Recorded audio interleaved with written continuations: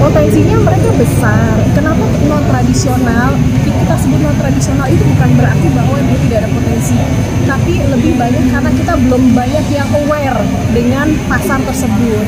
Seperti misalnya tadi saya sampaikan, mungkin kayak Afrika, kita kan mungkin kita belum ada gambaran Afrika itu sekarang seperti apa sih. Padahal sebenarnya mereka juga perlu. Dan potensi besar juga itu adalah dari segi buying kapasitas membelinya, serta pertumbuhan ekonomi di negara-negara tersebut dibandingkan dengan jumlah populasinya.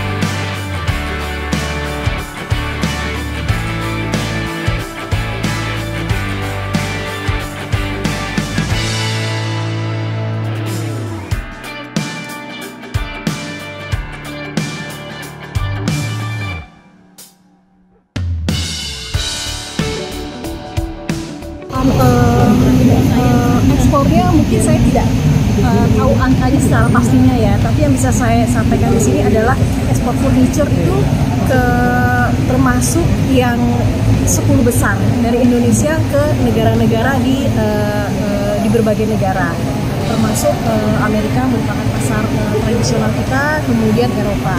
Nah, kenapa kami saat ini ke sini? Karena kami ingin mencoba menawarkan pasar non tradisional untuk furniture kita di Asia, Pasifik, Timur Tengah, hingga Afrika.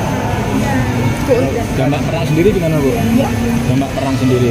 Dampak perang ini kita tentunya tadi sampaikan juga ya oleh beberapa teman-teman pengusaha, ini antara lain dampaknya terhadap logistik, ring road juga kan ya, dari rute untuk jalur lautnya, udara pun demikian. Untuk itu sekarang ini saatnya waktu yang tepat untuk kita semua kerja bareng untuk sama-sama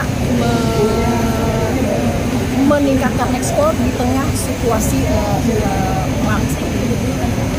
Tadi kan sebut memaparkan bahwa ada 6 negara yang menjadi pasar alternatif gitu. Ya. Itu akan bisa bertambah lagi atau bagaimana? Tentunya, tadi kan hanya beberapa negara saja yang memang kami lihat dari data ekonomi intelligence yang dilakukan oleh teman-teman perwakilan TNI di kawasan Pasifik. Tapi itu baru dari beberapa. Sementara kita ada lebih dari 100 negara di kawasan Pasifik, itu nanti akan bertambah. Yang penting tadi saya sudah dapat stock taking khususnya dari teman-teman semua. Potensinya seperti apa, jenis furniture-nya seperti apa, yang itu nanti bisa kami laporkan kepada teman-teman untuk mereka cocokkan dengan demand dari buyers. Negara itu apa, di mana saja? Itu ada Australia, Korea, India, Afrika Selatan, Malaysia, Timur Tengah ya, Dubai ya. Untuk potensinya sendiri itu seperti apa sih, Bu? Pasar-pasar non tradisional itu? Potensinya mereka besar. Kenapa non tradisional? Kita sebut non tradisional itu bukan berarti bahwa dia tidak ada potensi, tapi lebih banyak karena kita belum banyak yang aware dengan pasar tersebut. Seperti misalnya tadi saya sampaikan, mungkin kayak Afrika, kita kan mungkin kita belum ada gambaran Afrika itu sekarang seperti apa sih. Padahal sebenarnya mereka juga perlu. Dan potensi besar juga itu adalah dari segi buying kapasitas membelinya, serta pertumbuhan ekonomi di negara-negara tersebut dibandingkan dengan jumlah populasinya.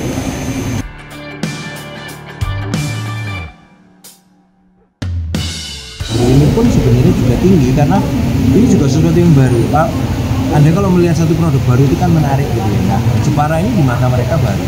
Hanya saja negaranya, jadi pebisnisnya tertarik untuk membawa produk-produknya Jepara ke bisnisnya mereka, tetapi masih menjadi hambatan karena mungkin negara kita dengan negara tujuan ini masih belum ada kesepakatan, sehingga ini yang mungkin harus ditembus oleh government to government. Ini yang justru bantuan kolaborasi seperti ini yang kita butuhkan. Ketika pengusaha mengeluh, pemerintah hadir, kemudian terjadi sinergi, ini yang dibutuhkan. Ini yang kita apresiasi bersama, bahwa keluhan pengusaha diapresiasi atau ditindaklanjuti oleh pemerintah menuju ke pemerintah berikutnya, sehingga usaha akan berjalan.